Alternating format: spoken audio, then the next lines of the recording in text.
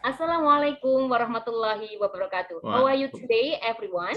I'm good. Okay, thank you Waalaikumsalam. so much. I'm very happy. I'm Betul. happy to see you this morning. I hope everyone here is fine and well. Okay, before we start our class, let's pray together. Doa-doa ini kita tujukan untuk Nabi Muhammad SAW, untuk orang tua kita, untuk guru-guru kita, tentunya untuk kita sendiri. Semoga ilmu yang kita dapatkan menjadi ilmu yang bermanfaat. Al-Fatihah.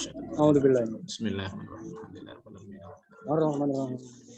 Ihdinas siratal mustaqim, siratal ladzina Okay, thank you very much. You are welcome. Teman-teman, kita sudah mempelajari apa itu tentang morfologi, kemudian apa itu tentang morfem, sudah kita bahas minggu lalu. Tentunya teman-teman setelah mendapatkan ilmu tentang morfologi, sedikit penasaran kan? Sedikit penasaran ketika menemukan kata-kata mungkin teman-teman menemukan kata-kata di pamflet-pamflet, kemudian menemukan kata-kata di advertisement di koran ataupun di sosial media. Nah, jika teman-teman melihat kata-kata seperti ini, ada ducklings, ada actor, ada countess, teman-teman pasti kalau sudah memiliki ilmu tentang morfologi, teman-teman akan penasaran. Sebenarnya ducklings ini morfemnya ada berapa sih, gitu kan? Kemudian bentuk morfemnya apa aja, tipenya apa aja. Kemudian actor. Nah, actor ini apa itu dari kata-kata act and or. Nah, itu termasuk apa ya gitu ya? Itu termasuk apa? Itu termasuk morfem apa? Tentunya ada morfem, bentuk-bentuk morfem yang berbeda-beda. Nah, teman-teman pasti kalau sudah mengetahui ilmu tentang morfologi, I mean that you have already known about the meaning of morphology itself and the meaning of morphem, allomorph that we have already studied before last week. Saya percaya teman-teman pasti sedikit-sedikit penasaran. Nah, teman-teman pernah tahu kan kata-kata duckling, ada kata-kata actor, ada kata-kata countess. Nah, saya pengen tahu, ada nggak teman-teman di sini yang tahu kata-kata actor ini dari morfem apa saja? Ada yang tahu? Oh, belum ada yang tahu. Oke, nanti setelah ini, karena ini kita sistem team teaching ya teman-teman, jadi saya tidak mengajar sendirian. Nanti ada Mr. Sony dan Mr. Azam yang akan membantu teman-teman untuk menjelaskan lebih lanjut apakah ada dalam kata ducklings, actor, countess itu ada jenis-jenis morfem tertentu. Oke, setelah ini saya berikan kesempatan kepada Mr. Sony untuk menjelaskan tipe-tipe morfem yang ada di dalam kata itu apa saja. Oke, sekarang pay attention kepada Mr. Sony. Oke, Mr. Sony, silahkan. Okay, thank you, Bu Duro. Hi, students. How are you today? Fine. Very good. Good. Are you okay, right? I know that you are sleepy because, it's getting dark today. Okay, Bu, please show me the slide. Okay, now we talk about type of morphemes. As you know that in the slide, there are two types of morphemes, free morphemes and bound morphemes. But before that, kalian harus tahu apa itu morpheme. In English, we call it morpheme is the smallest meaningful and syntactical or grammatical unit of a language that cannot be divided without changing its actual meaning. Hopefully that I can make a good definition. For example, I love the word love. Love is a morpheme, but if you dispel any character such as E, then it will be meaningless or lose the actual meaning of love. Next, show me the slide, Bu. Okay, students, anak-anak, kalian bisa lihat di slide ini ada free morpheme. Free morpheme ada 3. Untuk mengidentifikasi free morpheme ada 3 caranya. It has individual meaning, and it can be formed independently, and the last has an individual meaning. While for the bound morpheme, as you know, for morpheme is it doesn't have any independent meaning. For example, like you have to put imbuhan, like in Indonesia we call it akhiran, awalan, dan yang ada di tengah-tengah itu ya. Aku lupa bahasa Indonesianya. Sisipan. Sisipan ya. Maaf sudah lama tidak di Indonesia jadi saya tidak bisa begitu paham bahasa Indonesia. In English itu disebut prefixes, infixes, affixes, and the last is about circumfixes. And for example, like the word, what's it? Include, for example, you have to put in and include. So include, exclude, and prelude, preclude, or they may be grammatical, such as or plural, like you know that boys, girls, and cats, also like this one. This is a bond morpheme, but so it can be formed with the help of free morpheme. So you have to join the kind of thing to make it into good word or good words. Next slide. Okay, for example, this one. Ini contohnya. What is it? Okay, free morpheme, for example, you have a free, get, human, song, love, happy, and sad. And like may, much, but, and, or, some, above, when. This is you can use it like you make a sentence like I free, I get a car, or I love this song, I love this happy song, but I don't get a human who is free but sad, for example.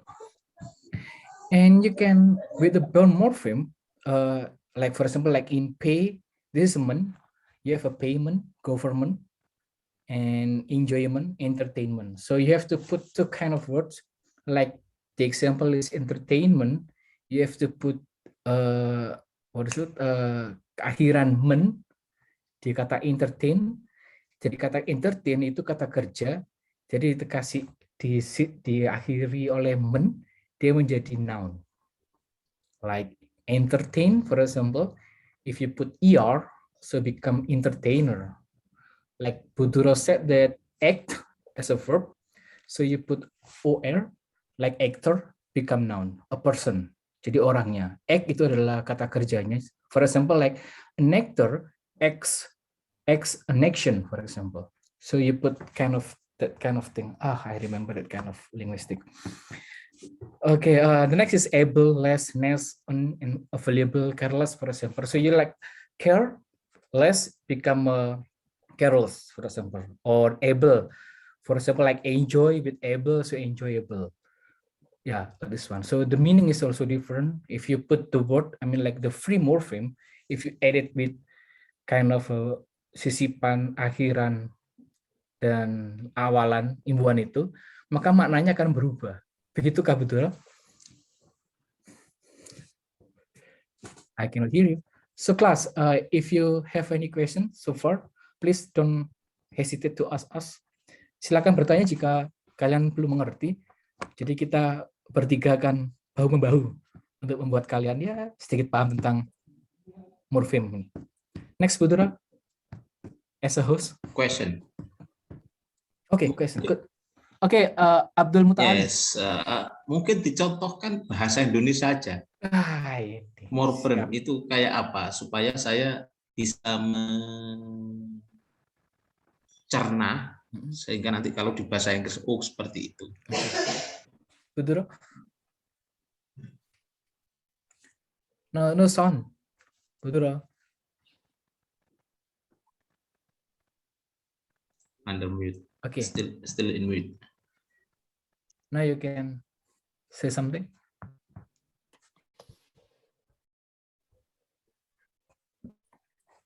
No. Buduro, I still cannot hear you. Please put the, what is it? Mute. Okay. She is in mute. Okay, good. Bisa mendengar suara saya, teman-teman mahasiswa semuanya. Oke. Jadi gini, lebih jelasnya kalau morfem dalam bahasa Indonesia mungkin dijelaskan dalam bahasa Indonesia, meskipun case-nya dalam bahasa Inggris akan lebih mudah ya. Jadi kalau morfem, contohnya kata free, kata get, kata human, kata song, kata love, itu dia adalah free morfem. Jadi dia itu katanya memang itu, tidak terkait dengan siapapun. Berbeda dengan kata-kata men dalam kata entertainment. Nah, men ini katakan bound, bound itu artinya terikat. Dia tidak bisa berdiri sendiri men itu, gitu. Jadi harus terikat dengan kata yang lain. Kata apa? Entertain. Salah satunya adalah kata-kata entertain. Kata entertain sendiri itu adalah free morphem. Karena dengan tidak bergabung dengan yang lain, dia bisa bermakna seperti itu.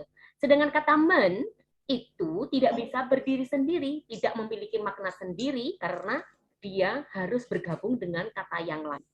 Gitu. Okay. Jadi di sini entertain itu sebagai free morphem, bagian terkecil dari kata tersebut yang bisa berdiri sendiri, sedangkan men itu adalah bound morphem karena dia bagian kecil dari sebuah kata yang harus terikat dengan kata yang lain. Seperti itu. Oke, Abdul Muta'ali, do you understand? Oke, mungkin saya kasih contoh satu state misalkan ya. Apakah itu statement menjadi terus bound morphemnya bermakna dengan ketambahan men? Statement. Okay, let me try to answer this one. Okay, Pak Abdul, bukan Bapak ya kamu ya, masih muda ternyata. Masih belum 2. Iya 2. Oke, seperti contohnya apa? Tadi kamu bilang statement dari kata state as a free morphemnya. Free morphemnya state. Yep. Itu adalah kata kerja. Yang artinya menyuarakan, mengungkapkan sesuatu seperti itu. Begitu dikasih men, dalam bahasa Inggris itu menjadi kata benda, noun, pernyataan, ya noun. Jadi, for example, Abdul Muta'ali states the statement in the United States, for example. Saya suka ngasih contoh itu yang semua kata itu saya pakai. Contohnya kalau dalam bahasa Indonesia itu saya tahu, kamu suka tahu. Tahu yang satu adalah verb, kata kerja. Dan tahu yang satu adalah kata benda. Tapi di bahasa Indonesia nggak bisa seperti itu. Kalau di bahasa Inggris kita masih bisa pakai itu ya. Contohnya, I love, I enjoy the enjoyment because I feel enjoyful, for example. Jadi kata enjoy itu bisa bermakna artinya banyak dan posisinya juga bisa jadi kata sifat, bisa juga jadi kata benda, tergantung dari bound morphemnya tadi. Ya, seperti itu. Oke, tanyakan lagi. Thank you. You're welcome. Oke, selanjutnya akan disambung oleh Mr. Azam. Ini akan lebih detail lagi untuk mengorek-ngorek mana yang dikatakan bound morphem, mana yang dikatakan free morphem. Oke, Mr. Azam, silahkan. Oke, thank you, Bu Duro. So, can you hear my voice, everyone? Yes. Yeah, but we cannot see your face. Yes. Okay, so everyone, how are you today? So far, so good. Okay. So far, so good. So good is very good. So I would like to continue the theory or the material from Mr. Duro and Mr. Sony. So please, would you want to next slide?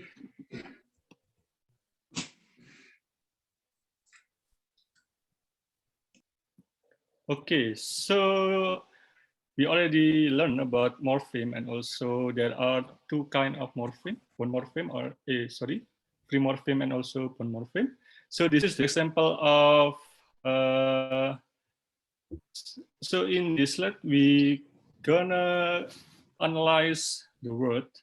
So this, for example, the first one is telephone.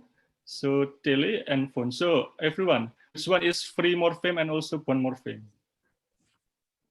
Kira-kira dari kata telepon ini mana yang free, mana yang bound, everyone? Phone yang tele. Phone is phone. Could speak loudly? Yang bound is tele and the free morphem is phone. Okay. Phone is tele and phone is free. Yeah. Okay, so actually it's already mentioned here. B means bound, F means free morpheme. So we already discussed it about the previous one by Mr. Sony that free morpheme is like a word that has meaning. So and free morpheme is have a linguistic meaning, but bone is no linguistic. Jadi bone berdiri sendiri itu tidak mempunyai makna ya.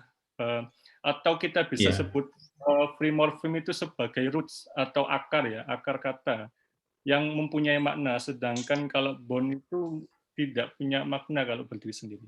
Yep.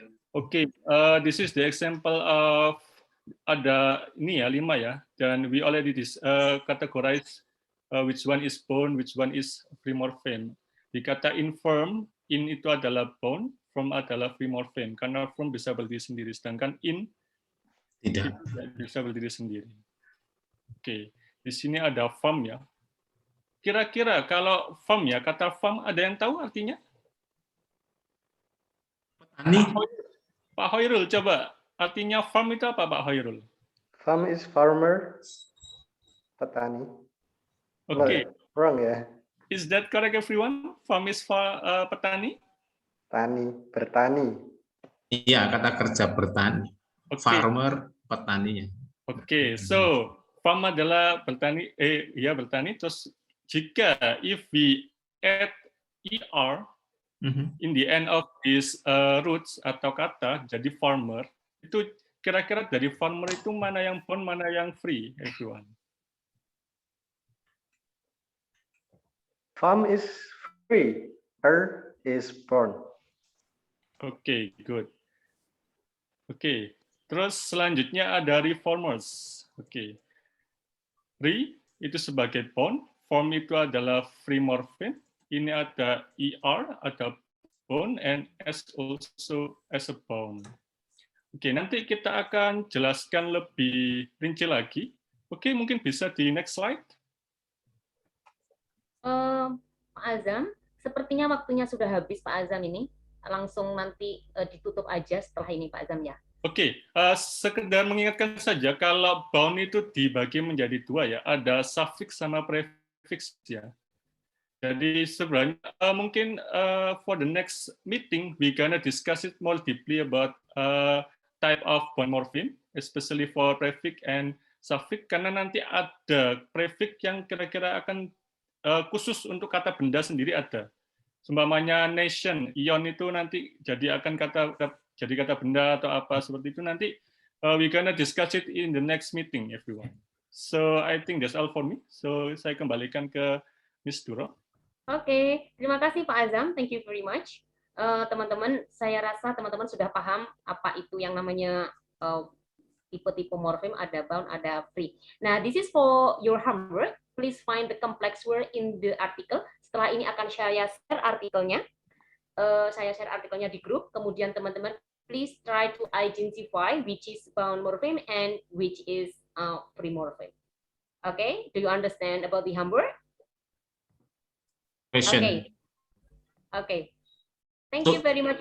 Yes. Question. Okay. About homework. Yes. What should I do?